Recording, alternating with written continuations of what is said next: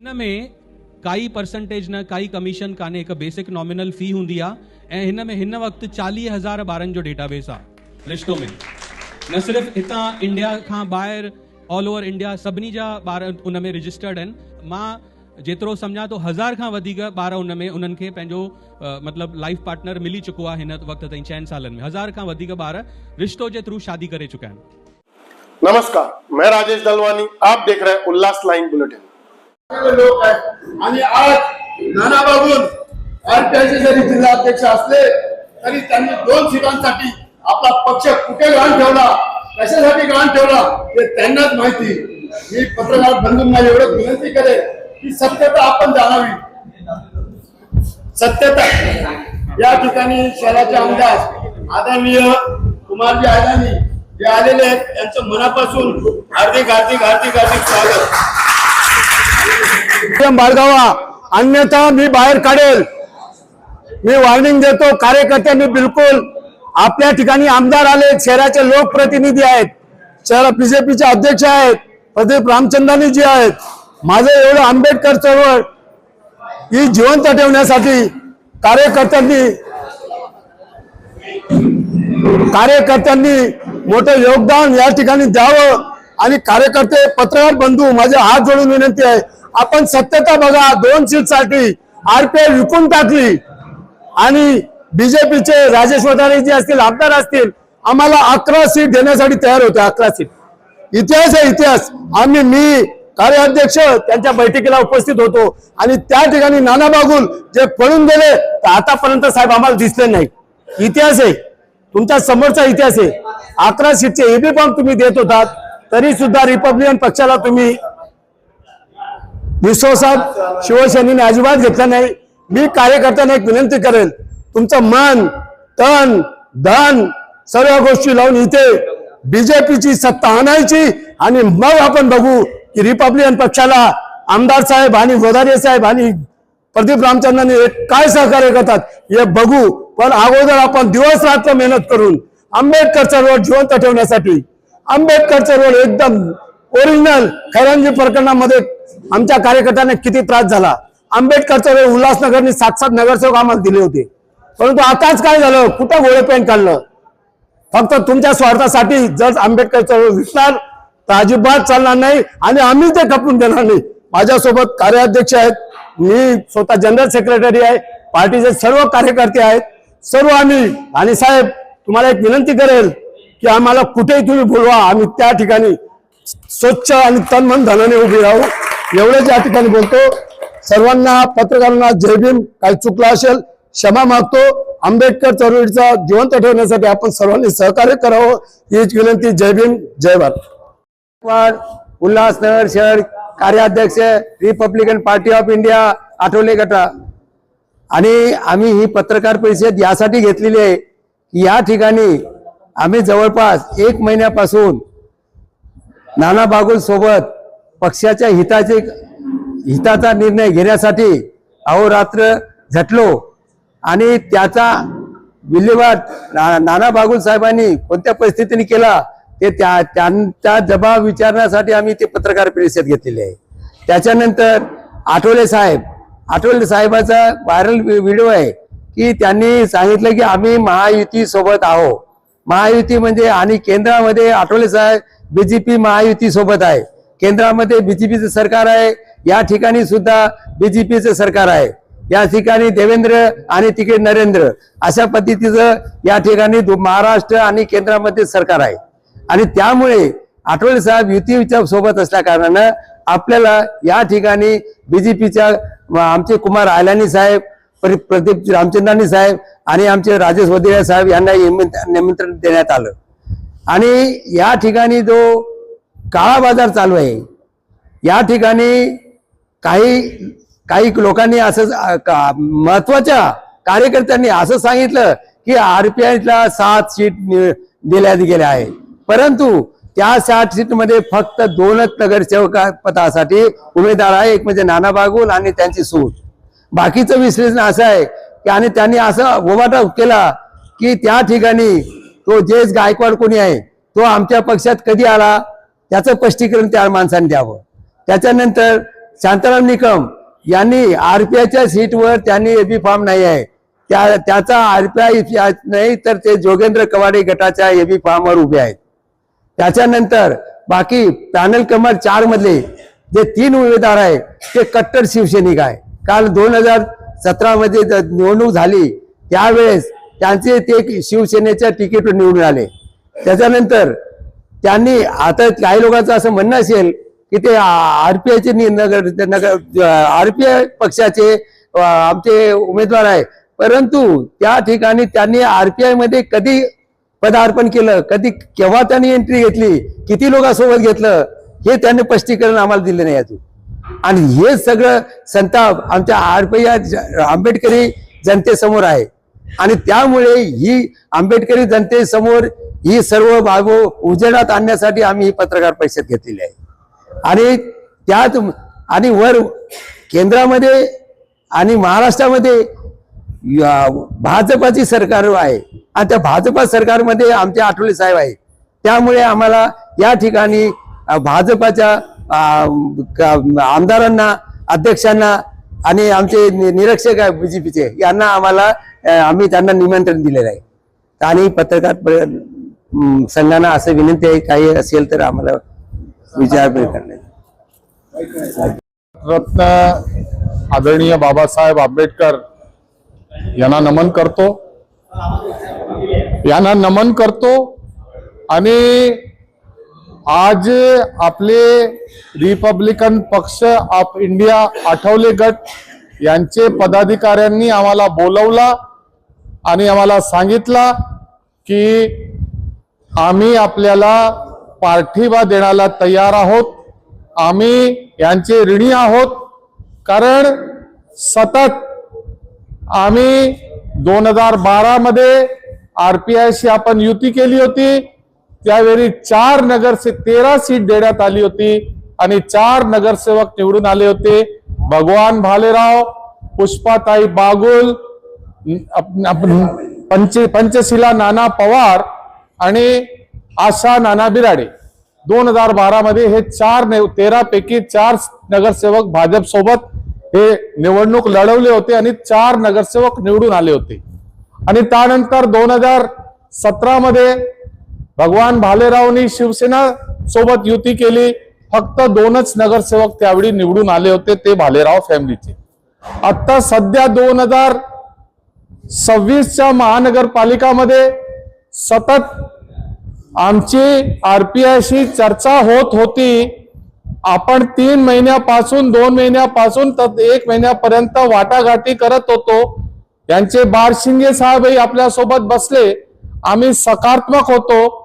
पहिल्यांदा या लोकांनी 21 सीट मागितले, पण आम्हाला असा अंदाज होता की आम्ही यांना 13 ते 14 सीट द्यायला आमची तयारी आम्ही दाखवली होती. कारण आम्ही जास्त सीट यासाठी देत होतो की आदरणीय केंद्रीय मंत्री आपले रामदास आठवले साहेबांनी असं सांगितलं होता की जेवढेही आरपीआयचे लोक उमेदवार म्हणून निवडणूक लढणार आहे ते कमळाचे फुडावर निवडणार आहे. तर आम्हाला असं वाटलं जर 13चे जागे 15 दिले, 17 दिले, शेवटी ते आमच्या पक्षात मिळून आमच्या सोबत करत आहे. पण सतत असा बोलणी चालत राहिली, पण काही निष्कर्षावर आपण पोहोचले नाही. आतल्या शेवटच्या दिवशी म्हणजे 29 तारखेला ही सगळी मंडळी आम्हाला परत भेटायला आली. आम्ही म्हटलं आपण खूप उशीर केला आहे, तरीही आमच्या आंबेडकरी जनता सोबत आमचा प्रेम आहे. आम्ही तुम्हाला आजही तुमच्याशी वाटाघाटी करायला तयार आहे. आणि त्या लोकांनी 11 सीट आम्ही सांगितलं की 11 सीट तुम्हाला देऊ शकतो. आणि आम्हाला सांगितलं गेलं की 1 तासात तुम्हाला उत्तर देणार आहे. जे सीट मागितली त्यांना सांगून टाकला की हे सीट 11 सीट शहरमध्ये देतोय. पण 1 तास अजूनपर्यंत संपला नाही आणि त्यांचा संपर्क झाला नाही. हे सगळी टीम होती. याच्यात आपले पंडित निकम होते, सगळे लोक टीम होते, कोणी एकटा नव्हता, सगळी टीम आली होती. माझा असं म्हणणं आहे की आज केंद्रीय मंत्री आदरणीय रामदासजी आठवलेमुळे दलित बांधवांमध्ये घरोघरोपर्यंत भारतीय जनता पार्टी पोहोचली. भारतीय जनता पार्टी, आंबेडकरी जनता भारतीय जनता पार्टीला वोट करत नव्हती, पण त्या माणसाने गावागावा जाऊन सगळ्यांना या महाराष्ट्रात सांगितलं की भाजप असा पक्ष आहे ज्यांनी आंबेडकरी जनतासाठी, बाबासाहेब आंबेडकरांसाठी इंदू मिल ची आपण प्रोजेक्ट घेतला, बाबासाहेबांचा आपण बंगला लंडन मध्ये विकत घेतला, त्यानंतर संविधान आपण दिवस साजरा करतो 26/11ला. म्हणजे लोकांना आता समज आलेली आहे की भारतीय जनता पार्टी आणि आंबेडकर जनता हे एकत्र आहे आणि आम्ही सर्व आज तुम्ही आम्हाला पाठिंबा दिलेला आहे त्याबद्दल मी आपला आभार प्रकट करतो. आणि मी तुम्हाला सांगतो हे की आंबेडकरी जनताचा कुठलाही प्रश्न असला तर भारतीय जनता पार्टी ते सर्व प्रश्न सोडेल आणि ह्या निवडणुकीत आम्ही 50 पेक्षा जास्त, जर तुमची ताकद आम्हाला भेटली तर 50 पेक्षा जास्त जागा निवडून येणार आहे. आणि आज जे तुम्ही केलेलं आहे त्याबद्दल परत मी तुमचा आभार मान्य करतो. जय हिंद, जय महाराष्ट्र, जय भीम. आरोप ये है कि बीजेपी ने हमको एक भी सीट दी नहीं, शिवसेना ने हमको 7 सीटें दी, इसके लिए हम उनके साथ मीटिंग की है और आपने हमको धोखा दिया है, ऐसा आरोप है. इसका स्पष्टीकरण क्या करोगे आप? नाना बागुल जी के साथ और उनके नेताओं के साथ हमारी कई बार चर्चा हुई. उनकी पहले मांग 17 सीटों पे थी. जिन सीटों पे हमारे चुने हुए नगर सेवक हैं तो हमने उन्हें बताया कि ये सीट भारतीय जनता पार्टी आपको नहीं दे सकती.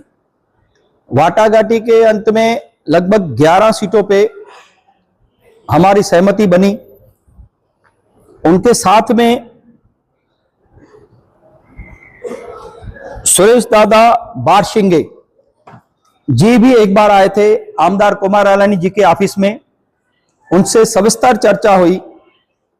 हमने उन्हें बताया कि केंद्रीय मंत्री आदरणीय रामदास आठवले जी का हमें निर्देश है कि आरपीआई आठवले गठ के जितने भी उम्मीदवार रहेंगे वो सब भारतीय जनता पार्टी के चुनाव चिन्ह कमल पे लड़ेंगे. तो हमने उनसे इसके लिए निवेदन किया कि आप अपने उम्मीदवारों की हमें यादी दें कि जैसे पैनल में वो किस तरह से उनका समाविष्ट कर सकते हैं. तो उन्होंने हमें लिस्ट नहीं दी. जिस समय पे उनके वरिष्ठ लोग भी आए थे उस समय पे उन्होंने हमें से 1 घंटे का समय मांगा. 1 घंटे का समय मांगा. वो 1 घंटा आज तक उनका पूरा नहीं हुआ है. तो ये उनका आरोप पूरी तरह निराधार है कि भारतीय जनता पार्टी ने उनको सीट नहीं दी. हमने तो डायरेक्ट उनसे नाम मांगे थे, आप कैंडिडेट्स के नाम दो, हम बी फॉर्म देते हैं. और बाद में वो हमारे पास आए नहीं. आखिरी में 29 तारीख रात को 2 बजे उन्होंने मुझे फोन किया. मुझे कहा कि मैं मुंबई में शिवसेना को जवाब देके निकला हूं, मैं उल्लासनगर 2 घंटे में पहुंचूंगा और आपसे आके मिलता हूं. फिर मैंने सुबह को 4 बजे उनको फोन किया तो उन्होंने कहा मैं अभी घर पे आया हूं, मैं बहुत थका हुआ हूं, फिर सुबह को चर्चा होगी. 30 तारीख को जो आखिरी दिन था फॉर्म भरने का, सुबह को 11:30 बजे फिर मैंने उनको कॉल किया कि आपने अभी तक संपर्क नहीं किया है, आप कहां मिलोगे. तो बोला अभी अभी मैं उठा हूं नींद से, मैं अपने आपसे आके मिलता हूं. बाद में वो मेरे पास टाउन हॉल पे आए मिलने को. मैंने कहा आपको, हमने कहा है कि आपकी जो उम्मीदवार है उनकी यादी मुझे दीजिए, मुझे बी फॉर्म देना है. तो उन्होंने कहा कि हम 4 नंबर पैनल में चारों उम्मीदवार आपके पास आ रहे हैं, मेरी उनसे बातचीत चालू है, वो लोग भी आए हैं. मैंने कहा जो हमने 11 सीटें दी है उसमें 4 नंबर पैनल की चारों सीटें हम आपको दे रहे, आपके नाम दीजिए. तो उन्होंने कहा कि मैं 1 घंटे के अंदर आपके पास फिर से आता हूं. उसके बाद उन्होंने कभी संपर्क नहीं किया और बाद में फोन उठाना भी बंद कर दिया. बाद में मालूम पड़ा कि उन्होंने शिवसेना से अपनी धर्मपत्नी के लिए, अपनी सून के लिए, मतलब हाँ, अपने खुद के लिए और अपनी बहू के लिए 2 सीटों पे कॉम्प्रोमाइज किया और आरपीआई आठवले गठ के साथ जो हमारी बात चल रही थी वो उन्होंने तोड़ दी। आज भी हम इनके साथ खड़े हैं और आरपीआई आठवले गुट हमारे साथ खड़ा है। तो मैं आपके माध्यम से किसी भी मंच पे नाना बाबुल को चैलेंज देता हूं कि मेरे से आके चर्चा करो। हमने तुमसे बातचीत की है, हमारे सामने किसी भी मंच पे, खुले मंच पे सभी पत्रकारों के सामने आके हमसे चर्चा करो, हम खुली चर्चा करने के लिए तैयार हैं।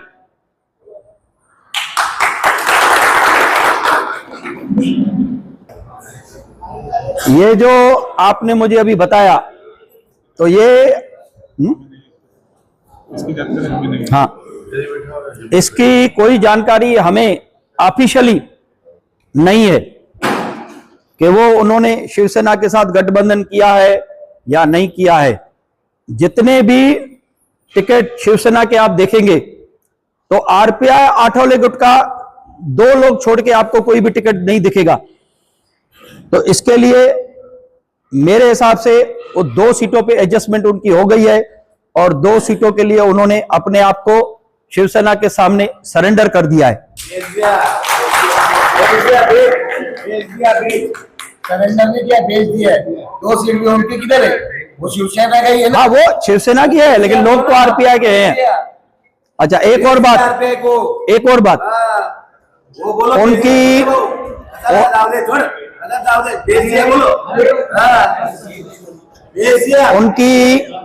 उनकी एक और मांग हमने मंजूर की थी कि चुनाव जीतने के बाद आरपीआई आठवले गुट का अलग से गठ बनेगा और उनको हम भारतीय जनता पार्टी मान्यता देगी।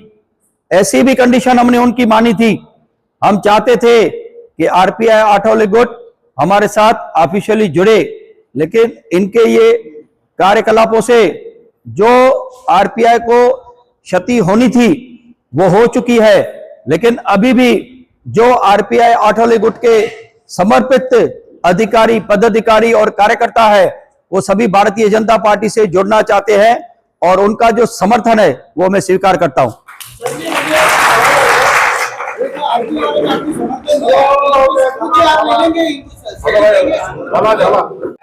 रिपब्लिकन पक्ष पूर्णपणे विकून टाकला आहे 2 सीटांसाठी। कारण आमची नैसर्गिक युती आठवले साहेब केंद्रीय मंत्री आहेत आणि केंद्रीय मंत्री असल्यामुळे आमची युती खरोखर बीजेपी सोबतच आहे आणि बीजेपी सोबतच राहील। आणि आठवले साहेबांशी आमचं बोलणं झालंय, उद्या आठवले साहेबांनी आम्हाला त्या ठिकाणी बोलवलंय। तिकीट वाटपाच्या वेळेला बीजेपीचे वदाळे साहेबांनी सांगितलं की 11 सीट आमच्या फायनली झाल्या होत्या, कारण त्या ठिकाणी मी जनरल सेक्रेटरी पार्टीचा आणि आमचे कार्याध्यक्ष अंबादास गायकवाड हे उपस्थित होतो, नाना बागुल होते, आमदार होते आणि राजेशभाई वदाळे होते। 11 सीटांमध्ये यांनी एबी फॉर्म देण्याची तयारी दाखवली होती आणि त्या तयारीनंतर 1 तासात येतो, पण तो 1 तास मला वाटत नाही की आतापर्यंत 1 तास झालेला आहे। कार्यकर्ते खूप नाराज आहे, कारण आंबेडकर चळवळ जिवंत ठेवण्यासाठी, खैरांजी प्रकरणासाठी मध्ये जेलमध्ये गेलेला कार्यकर्ता खूप चौताळलेला आहे आणि बीजेपी सोबत आमचे आठवले साहेब आहेत, आम्ही पण त्यांच्या सोबत राहू। प्रकार कोणामुळे घडला? नानासाहेब बागुलमुळे। तुम्ही आरोप लावता पक्ष विकला गेलेला आहे, पक्ष विकलाय ना, कोणी विकलाय? नाना बागुलने। आरपीआई को टिकट नहीं दी गई है, क्या हुआ सर? आरपीआई आठवले गठ अध्यक्ष नाना बागुल और बाकी उनके जो नेता हैं इनसे हमारी 2-3 बार चर्चा हुई। उन्होंने 17 सीटों की डिमांड रखी, जो वाटाघाटी के बाद हमने 11 सीट उनको देने मंजूर की। हमने उनसे उनके नाम मंगवाए, आप नाम दो तो हमको बी फॉर्म देवे। उन्होंने हमें कहा कि मैं 1 घंटे में आपको नाम देता हूं। आज तक नाम लेके वो लोग वापस आए नहीं है। तो एक भी उम्मीदवार दिया गया नहीं क्या? ना, हमने उनसे नाम मांगे, आपके कार्यकर्ताओं के नाम दो तो हम उनको बी फॉर्म इशू करेंगे भारतीय जनता पार्टी के। अंतिम निर्णय ये निकला कि आरपीआई आठवले गठ भारतीय जनता पार्टी का समर्थन कर रहा है। आने वाले महानगर पालिका के चुनाव में। उल्लास लाइन बुलेटिन को सब्सक्राइब करें, बेल आइकॉन दबाएं और देखिए उल्लास लाइन बुलेटिन की न्यूज़ सबसे पहले आपके मोबाइल पर।